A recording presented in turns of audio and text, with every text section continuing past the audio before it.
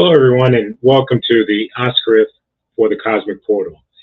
Today, we're going to be talking about the movie Barry Gordy's The Last Dragon.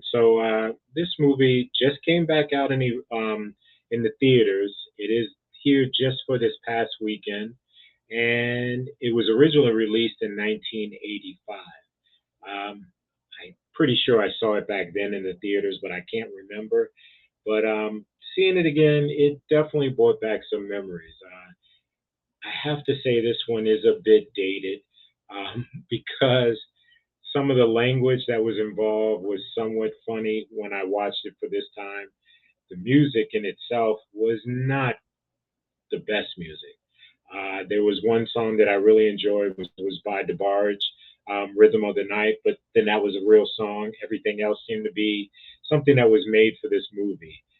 But I thoroughly enjoyed it, and the movie theater was packed tonight when we went and saw this past weekend when we went and saw it.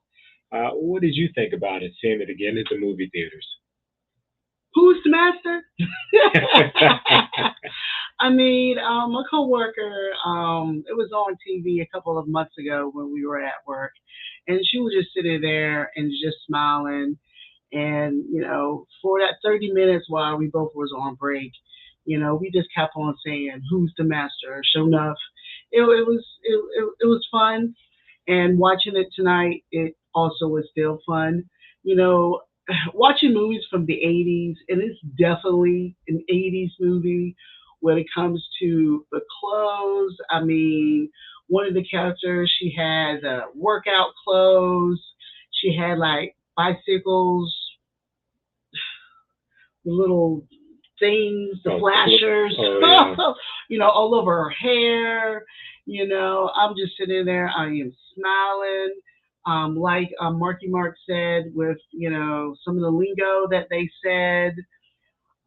It, his brother, walking around, he was probably maybe 15, cool, boombox. I actually laugh at that scene when he was walking around, and I'm like, did we really do that in the 80s? Walk around with this, big music box in our hand? Yes, we did. And watching this movie definitely brought back memories. When it would come on TV, I would just sit there and just watch it. Now, as I'm an adult, it's kind of funny, when I watched it today. But like Mark said, they originally only had one showing today, this evening, and that sold out. And by chance, they went on ahead and put a second showing today at the same time as the first showing, and that also pretty much sold out. The only thing seats that were available is, of course, the front two rows, which for the most part is always available when you go to a movie. In Hampton, where we saw it at the AMC, there is another showing tomorrow at 7:30 at the same time that it was today. I did glance at it a few minutes ago, and fairly most of the seats are probably already sold.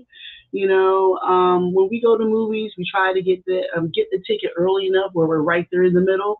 We were at the end, because people apparently, wants to go to the movies and see these, old movies from our childhood. Right now, for me, is not a lot of big movie sets out. So I think, at least when it comes to AMC, they're trying to bring back some of these old movies by keeping the theater open and still having where people can go out and watch a good movie. Obviously, it's happened because we've seen this, we've seen Clue, which was fairly full, Purple Rain in the Adobe, which was sold out practically. So it's kind of a good idea of these older movies from the 80s and playing them on. I don't remember if I watched this in the theaters when it was originally open. 85, I was 12, 13. I probably did just because my dad, we saw anything and everything that came out. So I wouldn't see why this would be a movie that I didn't see. If you don't get a chance to see it tomorrow, being the last day, I'm sure it's on cable somewhere. Just go ahead and put it on because why not? Yeah, so the thing I remember, I guess, being a kid and watching it, and I had a huge crush on Vanity at the time. She was just so pretty. The movie deals a lot with Bruce Lee, and I was a huge fan of Bruce Lee. So that part was interesting. Watching it this time, I'm sitting there thinking the language surprised me more so, and the stereotypes surprised me more so when I'm looking at the movie because they used a lot of cuss words, they used the N word a lot, and they did a lot of racial stereotypes throughout the movie, which was so interesting for something like this. I don't think this is something that could be made today, but it was something you watch, then and like it didn't phase you with what was going on. Like we said, the main character, Tiamak, I think is how you say his name or something like that. He's a martial artist. He is still alive, still kicking, 60 something years old, and he's been doing other things besides this. So I enjoy seeing him do this. I enjoy when they cut in the Bruce Lee stuff because I've watched all of the Bruce Lee movies and loved all of those as a kid. So it was great to see that again. Makes me want to sit down and watch Enter the Dragon or the Chinese Connection because they played that throughout the movie. It was also nice to see Ernie Reyes Jr. because I forgot he was in the movie, and I know a lot of people remember him from Teenage Mutant Ninja Turtles, but he was a little kid in this beating up his dad, who Ernie Reyes was also in the movie, and he beat up his dad in the final fight scene, which was kind of funny because I didn't even pay attention to that years ago, but now seeing it now, I knew both of them were in the movie. So yeah, if you have an opportunity to see it, it's probably on cable. This is actually one movie I don't own, and I thought about it when I was sitting there. I was like, I don't know why I don't have this movie, but that was something I should have gotten at some point. And like I said, Vanity, she was such a beautiful woman back then. Um, his name to Mac. He was really cool. The language again was kind of funny, but it was still a really good, wholesome movie.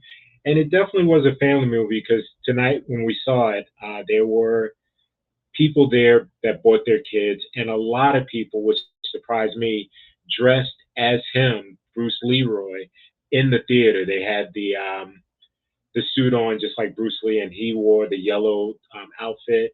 And then one guy also had the Chinese outfit with the hat that he had on in the movie.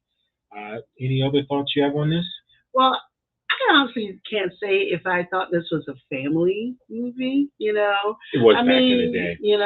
definitely a teenage movie. I mean, while I was watching the movie today, you know, she kind of took advantage of him a little bit just because, Vanity's character is real worrish, where he's was walking around looking for the master. I mean, very naive. So I'm sitting there and I'm like, oh my goodness, she kind of need to be ashamed of herself because he's just so gullible. Of course, at the end, he became a man, so to speak. But he grew up. I mean, his brother was more of knowing what would go on in relationship than he did. So I just thought that was kind of just kind of funny.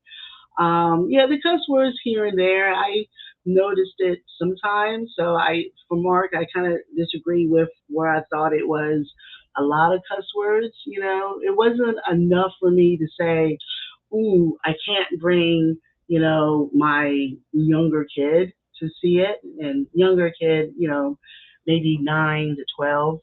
But just because some of the situation was going on in the movie, that's where I'll be like, okay, a little bit older audience,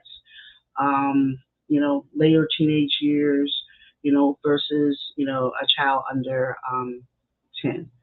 But overall, I really wanted to see the movie in theaters because it's been such a long time. definitely watch it. Brought back memories, especially if your childhood is in the 80s. True that. I don't say, when I look at this, there's no real reason to give it a score. It was good for what it was. If like I probably will watch it again just because I had forgotten some of the stuff that was in it.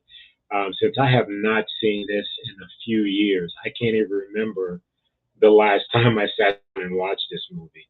Um, but all in all, if you are a kid of the 80s where you've seen it, by all means, check it out again. Tell us what you think about it. I think it is well worth watching. I enjoyed it again for what it was. Hmm. Anything else you want to say before we go? No, just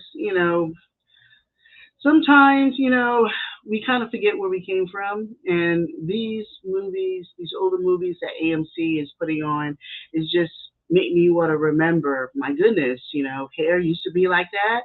Wow, I had earrings like that too.